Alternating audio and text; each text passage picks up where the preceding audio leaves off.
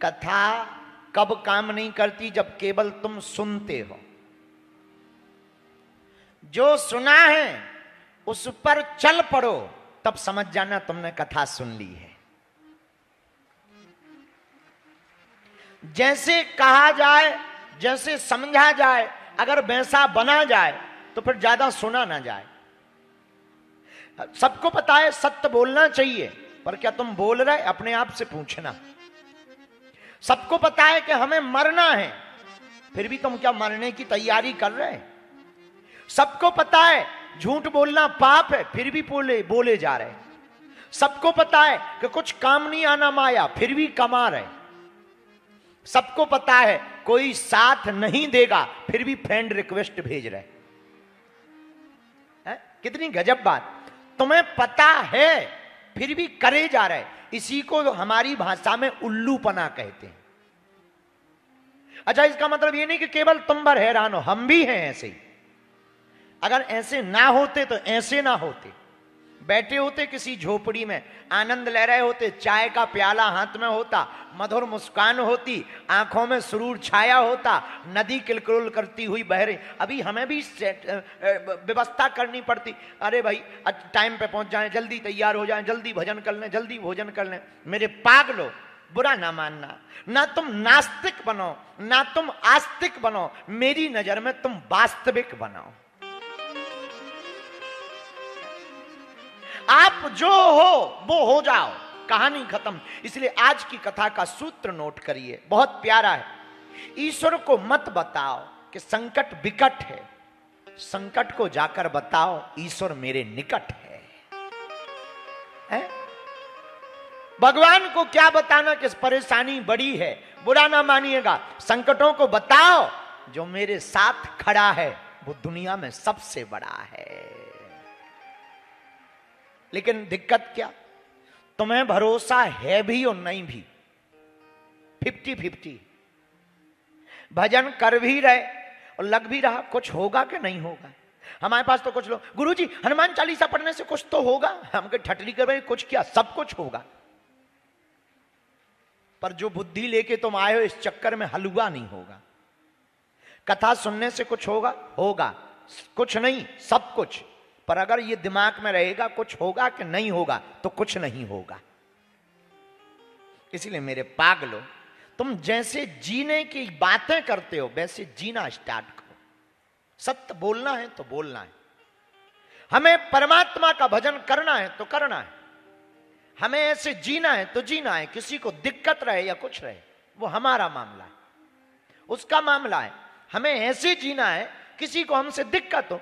अरे हमारी एक अक्सर बात होती, बहुत लोगों को लगता है कि आप कई बार ऐसी बात बोल देते, बहुत विचित्र बात हो जाती। हम उनको बोलते हैं तुम्हें ज्यादा दिक्कत है, तुम हमारा चैनल बदल लो। हमें चुप नहीं होना है और तुम सुन नहीं सकते। एक ही उपाय है, हमें बंद होना नहीं, तुम अपना चैनल बदलो। क्योंकि हम चुप नहीं होंगे। ये तुम्हारा मैटर है कि तुम्हें हमारी बातें बुरी लगती। हमारा काम कहना है। सत्य अगर गुरु नहीं कहेगा, व्यासपीठ नहीं कहेगी, तो कौन सत्य कहेगा? इसलिए मेरे पागलो, आज की कथा का सूत्र तुम नोट करो। तुम जो हो, क्या तुम वैसे हो? इस पर विचार करो।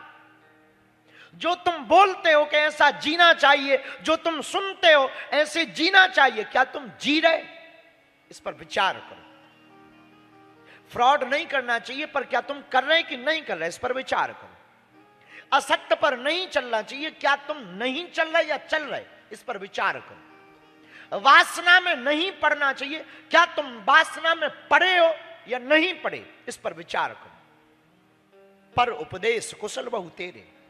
हम दूसरों को ज्ञान देते हैं, ऐसा मत करो, ऐसा करने से ऐसा होता है। सच सच बताना, तुम ऐसे चल रहे हो? कभी तुम अपने से पूछना। और मेरे पागलो, थोड़ी तुम्हें कठिनाई होगी, थोड़ा लोग तुम्हारा विरोध करेंगे, थोड़ा तुमको अकेलापन महसूस होगा, तुम्हें लगेगा कि हमने कोई मोल आफत ले ली। पर याद रखना, वो आदमी ही क्रांति करता है जो अकेला चलता है। भीड़ तो भेड़ों की भी होती है, शेर तो अक्सर अकेला चलता है। भीड़ का मतलब यह नहीं है कि कोई बात सत्य होगी, जरूरी नहीं है। कई बार तमाशा देखने के लिए भी भीड़ जुड़ जाया करती। बहुत लोग हमारे पास आते हैं, और वो कहते हैं कि हमें आपकी बातें सुनकर विचित्रता लगती, आपकी भीड़ देखकर विचित्रता लगती। हमें कभी आश्चर्य नहीं होता कि हमारे पास भीड़ है, इसलिए नहीं क्योंकि भीड़ तो तमाशा देखने भी आ सकती है। कोई सत्य का उजागर करने वाला आए, कोई सत्य को सुनने आए, तब मजा आता है कोई सुनने वाला आया है। अब बुरा मत मानिएगा, इतनी भीड़ में वह मुश्किल 4 लोग होंगे जिनके जहन में हमारी कथा उतरेगी, लेकिन हमारी दक्षिणा तब चुक जाती है जब कोई आदमी हमारी कथा को सुनकर के बुद्धत्व को प्राप्त हो जाता है, ज्ञान को प्राप्त हो जाता है। इसलिए मेरे पागलों, तुम जी कैसे रहे ये बहुत महत्वपूर्ण तुम्हारे लिए है, हमारे लिए नहीं। आप मजे में हो या बुरे हो ये तुम्हारे लिए, पर सच सच बताएं, जिंदगी में बुरा कुछ होता नहीं, देखने का तरीका होता है। मान लो तो खाक में है और मान लो तो राख में है। मैं उस दिन रोता रहा जब मेरे पैर में जूते नहीं थे, पर मैं तब मुस्कुरा गया जब बगल वाले के पैर ही नहीं थे। मैं तब तक रोता रहा जब तक मेरे पैर में जूते नहीं थे, लेकिन मुझे तब मुस्कुराहट आ गई जब बगल वाले के पैर ही नहीं थे। तब मुझे लगा कि यार अपन तो बहुत ऊंचे आदमी हैं।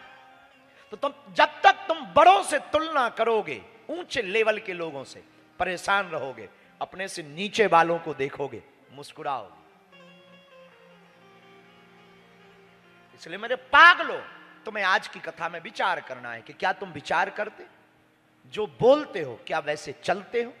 यदि नहीं तो तुम्हारा सुनना खाली थोथा है, तुम्हारा सुनना व्यर्थ है। अगर तुम चलने लगे तो कुछ बड़ा करोगे।